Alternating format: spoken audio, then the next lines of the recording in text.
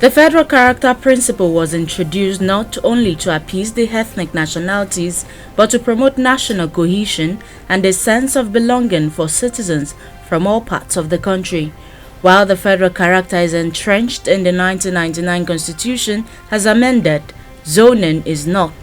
Although zoning may have emerged as a product of necessity, it represents in its expediency a response to nation building.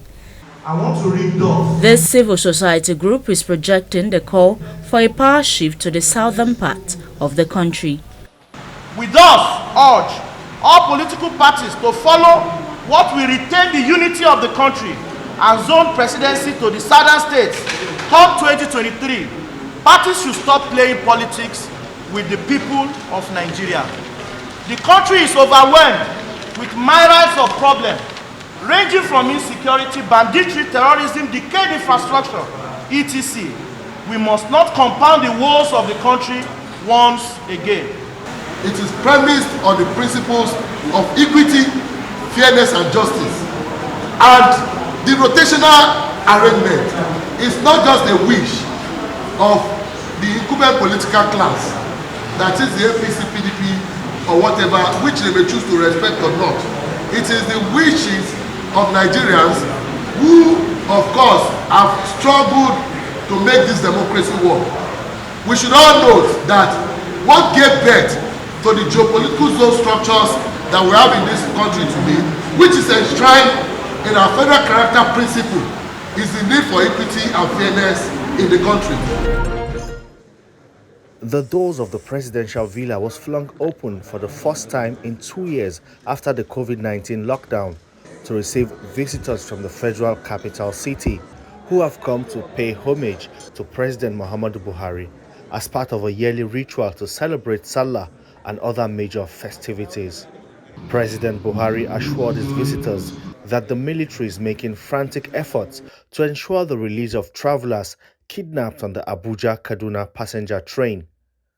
The president also urged the management of the country's railway corporation to immediately set up a situation room for the coordination of the rescue mission and for a minute-by-minute engagement with the families of the Abuja-Kaduna train captives.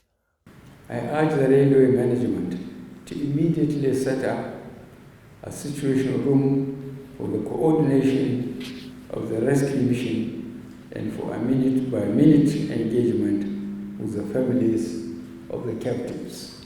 This should ease their pain and anxiety as we push the military to find a safe return to their families of all those victims.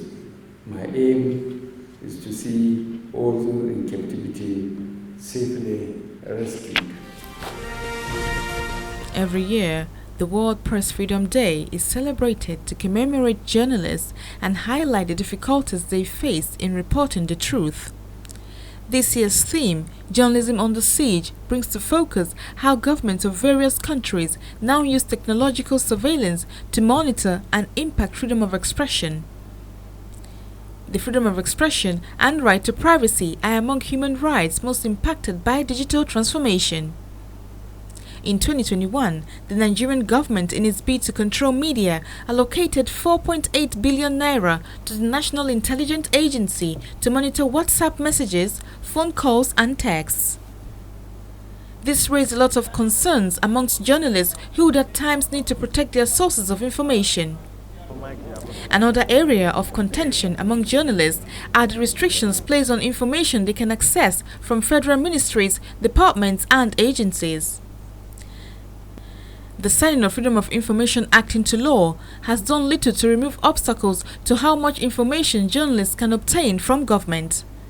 Beyond this, journalists find themselves increasingly at loggerheads with authority figures over their efforts to be the watchdogs of government as stipulated by the 1999 Constitution as amended.